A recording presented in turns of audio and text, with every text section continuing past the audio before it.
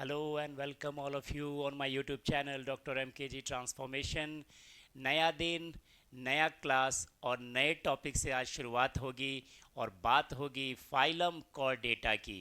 हड्डी वाले जानवरों का full proof information class 11th और नीट के लेवल पे आज हम प्राप्त करेंगे। और आइए देखते हैं कि कॉर्डेटा में हम क्या पढ़ने वाले हैं। कॉर्डेटा जो कि हड्डी वाले जानवरों का एक विशाल फाइलम है, एक बहुत बड़ा संघ है, उसके बारे में हम जानेंगे। जनरल कैरेक्टर्स, कोई भी ऑर्गेनिज्म, कोई भी एनिमल अगर ये क्लेम करता है कि वो मेंबर है कॉर्डेटा फाइलम का, तो उसके पास क्या क्या कैरेक्टर्स होने चाहिए जिससे कि वो अपनी सदस्यता को साबित कर दे। हम पढ़ेंगे कि ये जो विशाल खानदान है कॉर्डेट्स का, ये बहुत सारे सब फाइलम और बहुत सारे डिविजन्स और क्लासेस में बटा हुआ है। तो हम लोग इसका क्लासिफिकेशन पढ़ेंगे अप टू डिफरेंट क्लासेस, और हर क्लास में कौन मेंबर है और क्या उसकी यूएसपी है उसके बारे में भी हम इंफॉर्मेशन प्राप्त करेंगे। यानी फाइलम कॉर्डेटा, हड्डी वाले जानवरों की दुनिया से आज हम रूबरू होंगे। थोड़ा सा फनी नोट के साथ शुरू करते हैं। एक बार मैंने क्लास में स्टूडेंट से पूछा कि ये जो फाइलम कॉर्डेटा है इसके जनरल कैरेक्टर्स, सबसे डिफाइनिंग कैरेक्टर्स क्या होंगे। तो कुछ बच्चों ने पूछा कि हिंट दीजिए सर ये कि इस फाइलम में कौन से जानवर आते हैं। मैंने बोला कि हम खुद भी आते हैं इसी में, कॉर्डेटा में। तो एक बच्चे ने बहुत अच्छा आंसर दिया। इनफैक्ट वो बहुत ही बुरा आंसर था, फनियर मोड पे बता रहा हूँ। उसने कहा कि वैसा ऑर्गेनिज्म, वैसा एनिमल जिसके पास नोट हो और जिसके पास बहुत सारे कार्ड हो, like debit card, credit card, visiting card, इस तरह के कार्ड हो, तो अगर ये दोनों पोजेस करता है तो that will be called Noto card. तो भैया ऐसा तो कुछ भी नहीं है। कॉर्डेट्स होने की क्या शर्तें हैं, आइए हम समझने का प्रयास करते हैं। ऐसा बिल्कुल नहीं कहिएगा कि नोट हो और कार्ड हो तो नोटो कार्ड हो गया, ऐसा नहीं है। तो शुरुआत करते हैं हम लोग general characteristic features of phylum Chordata. Chordata, ये जो नाम पड़ा है ना, अच्छा कुछ बच्चे इसको बड़ा अच्छा प्रोनाउंसिएशन भी करते हैं, चोरदाता। ये चोरदाता भी बोलते हैं, तो ये चोरदाता नहीं है, ये कॉर्डेटा है। और कॉर्डेटा नाम इसलिए पड़ा क्योंकि ये जो कॉर्डेट्स होते हैं ना, इनके पास एक बहुत बड़ा डिफाइनिंग कैरेक्टर होता है। जीवन के किसी ना किसी मोड़ पे, किसी ना किसी स्टेज पे इनके बॉडी में पाया जाता है नोटो कोड। नोटो कोड के प्रेजेंस की वजह से इनका नाम पड़ गया कॉर्डेटा। अब ये नोटोन होता है, एक वर्ड नोटोन का मतलब होता है बैक, और ये कॉर्डा मीन्स होता है स्ट्रिंग। मतलब वैसे एनिमल जिनके जीवन काल में कभी ना कभी बैक साइड में कोई एक रॉड शेप स्ट्रक्चर होता है जो फ्लेक्सिबल और इलास्टिसिटी देता है, वैसे एनिमल को हम कॉर्डेट्स कहते हैं। मतलब नोटोकोड एक रॉड लाइक स्ट्रक्चर है जो हमारे बॉडी में बैक साइड में होता है, डोर्सल साइड में होता है। जितने भी हड्डी वाले जानवर हैं, अगर हम अपनी बात करें तो ये जो मेरा फ्रंट व्यू आप देख रहे हैं जिधर हार्ट वगैरह है, ये हमारा वेंट्रल व्यू है। और अगर आप बैक साइड से मुझे अगर आप देखेंगे तो ये मेरा डोर्सल व्यू है। तो डोर्सल साइड में, बैक साइड में रॉड शेप का स्ट्रक्चर, स्ट्रिंग जैसा स्ट्रक्चर पाए जाने की वजह से, नोटोकोड पाए जाने की वजह से हम सब लोग कॉर्डेटा या कॉर्डेट्स कहलाते हैं। अब ये जो नोटोकोड की जो यूएसपी है वो ये है कि भैया सबसे पहले तो दिमाग में रखेंगे कि डोर्सल साइड में है नोटोकोड। दूसरा, हमारे बॉडी में एम्ब्रॉयनी के स्टेज में, अब बहुत सारों में तो पूरी ज़िंदगी भी रह सकती है, उसके बारे में बाद में बात करेंगे, लेकिन हम सब जो एनिमल ह्यूमंस हैं और भी जो हमारे सराउंडिंग में जो कॉर्डेट्स दिख रहे हैं, मैक्सिमम में एम्ब्रॉयनी के स्टेज में ये डेवलप होता है। एम्ब्रॉयनी के स्टेज में, भ्रूणीय अवस्था में, जब हम मदर वॉर्म में पल रहे होते हैं तो उस एम्ब्रॉयनी के स्टेज में ये नोटोकोड डेवलप होता है। ओरिजिन वाइज कहें तो नोटोकोड मीजोडर्मल ओरिजिन का होता है, तब मीजोडर्म से डेवलप होता है। ये तीन बात आप जरूर दिमाग में रखेंगे कि ये डॉर्सली लोकेट होता है, एम्ब्रॉयनिक स्टेज में डेवलप होता है और मीजोडर्मल होता है। अब यहाँ पे आपके दिमाग में सवाल आएगा कि सर ये एम्ब्रॉयनिक स्टेज में डेवलप होता है, इसका मतलब आगे चल के क्या गायब हो जाता है? तो बिल्कुल, आगे चल के ये रिप्लेस्ड हो जाता है एक स्पेशल स्ट्रक्चर से जिसे हम बोलते हैं वर्टिब्रा।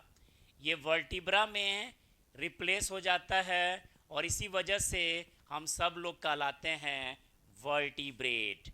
और एक बहुत इंपॉर्टेंट कंसेप्ट भी आता है कि सभी जो वर्टिब्रेट होते हैं ना, all vertebrates are chordates but all chordates are not vertebrates.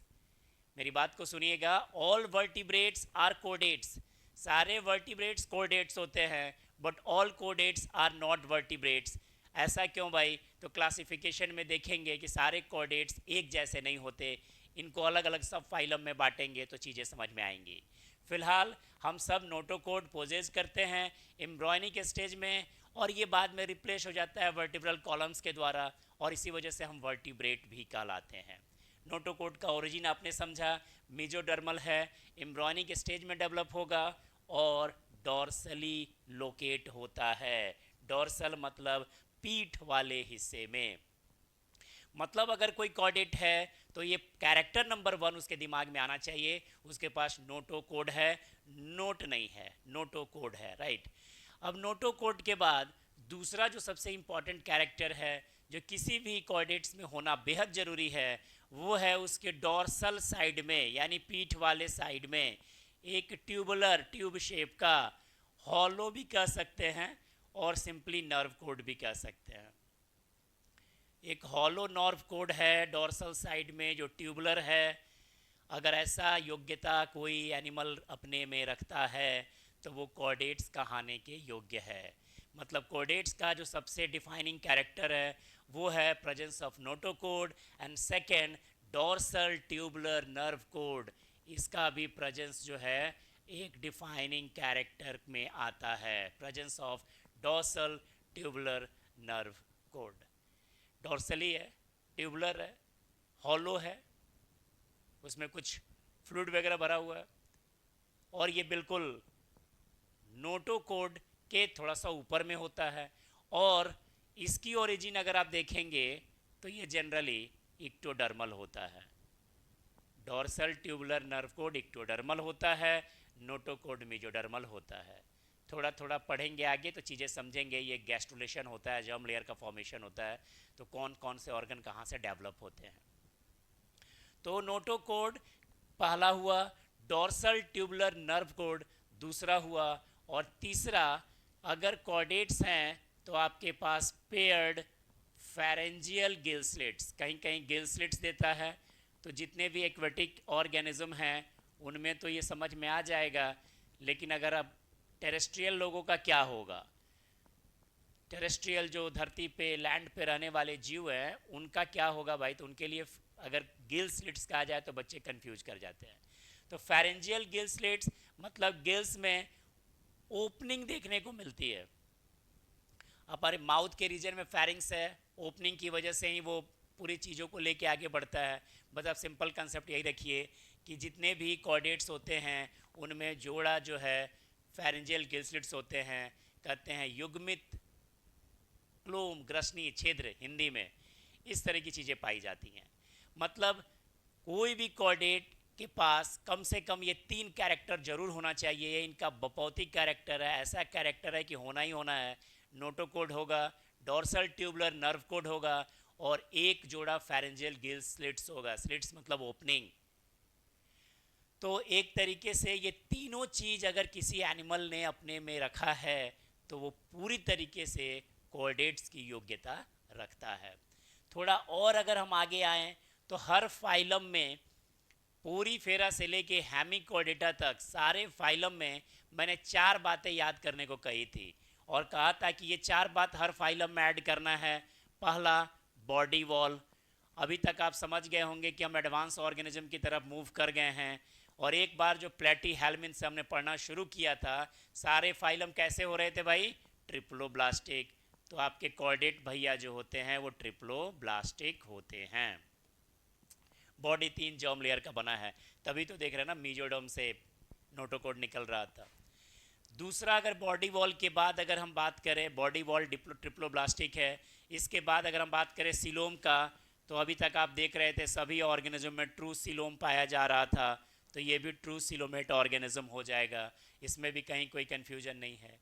अगर हम तीसरे कैरेक्टर की बात करें जो हर फाइलम में ऐड कर रहे थे, वो था सिमेट्री कैसी होती है, क्या बॉडी को दो इक्वल हाफ में डिवाइड किया जा सकता है, तो यस किया जा सकता है। और हम लोग देख रहे थे कि मैक्सिमम एनिमल में यही सिमेट्री देखने को मिल रही थी, that is called bilateral symmetry. अब ये मत पूछिएगा ये क्या होता है, पूरी फेरा से हेमिकोडेटा बोल बोल के थक गए हैं, ठीक है। सेंटर से दो इक्वल लेटरल हाफ में आपको बॉडी जो है डेवलप मिलेगा, बाईलैटरल सिमेट्री कहलाएगा। अगर चौथे बात की बात करें, जो हर फाइलम में हम बात कर रहे थे, वो देख रहे थे लेवल ऑफ ऑर्गेनाइजेशन कैसा था, तो आपने देखा कि एक बार एस खैलमिन आपने पढ़ना शुरू किया, तब से आप देख रहे थे कि भैया लेवल ऑफ ऑर्गेनाइजेशन सभी जगह पे ऑर्गन सिस्टम लेवल का था, तो ये पीछे थोड़े आ जाएगा, ये भी organ system level of organization ही रहेगा। मतलब खेल खेल में कॉर्डेट्स के आधा दर्जन से ज़्यादा बात हम समझ गए हैं। और अगर कुछ इंपॉर्टेंट बातें समझनी है तो हम लोग और ऐड कर सकते हैं, जैसे हार्ट जो होता है ऐसे ऑर्गेनिज्म का वो वेंट्रल होता है, वेंट्रल पोजीशन में होता है, और पीठ वाला हिस्सा तो मैंने बता ही दिया डोर्सल होता है। दो पोजीशन है, तो ये फ्रंट व्यू जो है कंटेनिंग दिस हार्ट्स वो हो जाएगा आपका वेंट्रल हिस्सा, और पीछे का हिस्सा हो जाएगा वो हो जाएगा डोर्सल। अगर हम और बात करें तो ये दो तरीके के हो सकते हैं, या तो ये ओवी पेरस होंगे या तो ये भी पेरस होंगे। जितने भी कॉर्डेट्स हैं इसी दो नेचर में से कोई एक नेचर के होते हैं। ओवी पेरस कहने का मतलब है कि अंडा देने वाला जीव, ये अंडा देंगे, और भी पेरस का मतलब है कि वैसे एनिमल जो चाइल्ड बर्थ को डायरेक्टली प्रमोट करते हैं। तो कुछ अंडे वाले भी हैं और कुछ चाइल्ड बर्थ वाले भी हैं। अब कौन है, क्लासिफिकेशन पढ़ेंगे तो समझेंगे ही कि मेढक, मछली, रेप्टाइल्स का अलग कहानी है, बर्ड्स की अलग कहानी है, सांपों की अपनी अलग कहानी है, तो सभी मेंबर्स के बारे में हम लोग पढ़ेंगे।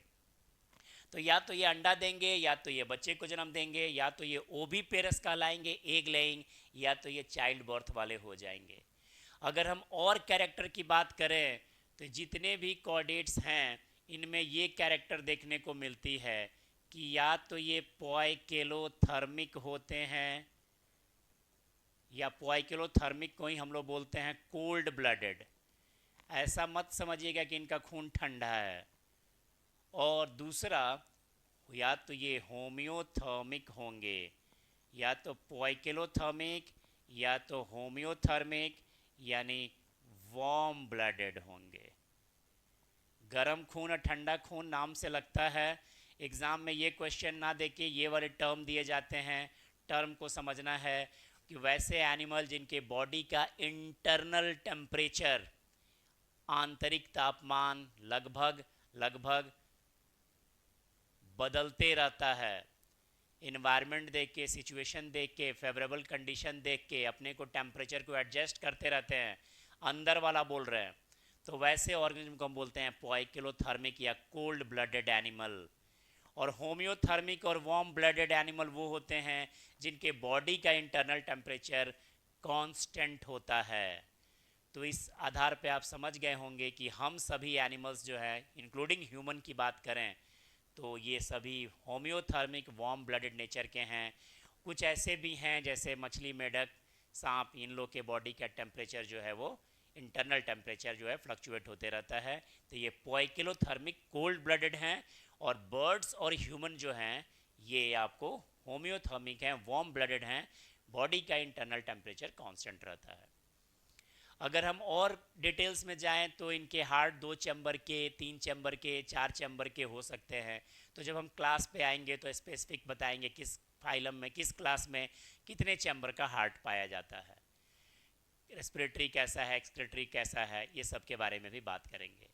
कोडेट्स के बारे में स्टूडेंट्स को अगर सारी बातें भूल जाने को कहा जाए और कहा जाए कि ओनली 3 कैरेक्टर्स, 3 डिफाइनिंग कैरेक्टर्स कोडेट्स की आप बताइए, तो आप हमेशा बताइएगा नोटोकोड का प्रेजेंस है, डॉर्सल ट्यूबुलर नर्व कोड है, और पेयर्ड फेरेंजियल गिल स्लिट्स है। ये तीन एकदम डिफाइनिंग कैरेक्टर है कॉर्डेटा की। बाकी सब मोह माया है। हर फाइलम में कहीं ना कहीं आप पढ़े हैं कि कौन ट्रिप्लो है, कौन डिप्लो है, कौन एसिमेट्रिक है, कौन सिमेट्रिक है, कौन एसिलोमेट है, कौन सिलोमेट है, और किस में कैसा लेवल ऑफ ऑर्गेनाइजेशन है। उम्मीद करते हैं कि पिछले इनवर्टिब्रेट के पढ़े हुए वीडियो, देखे हुए वीडियो से कोऑर्डिनेट्स को समझने में आपको बहुत आसानी हो रही होगी। अगर अभी तक आपने नहीं देखा है तो काइंडली जाके हमारे डॉक्टर एमकेजी ट्रांसफॉर्मेशन लिंक पे जाके देखिए और इनवर्टिब्रेट के इंफॉर्मेशन को भी अपने अंदर गैदर्ड कीजिए। कोऑर्डिनेटा का क्लासिफिकेशन एक अगले वीडियो में आपके सामने प्रस्तुत करेंगे।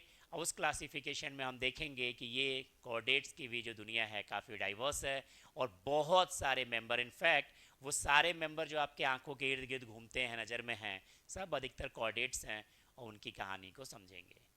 चैनल के साथ बने रहिए, लाइक सब्सक्राइब करते रहिए, and thank you for watching and have a nice day.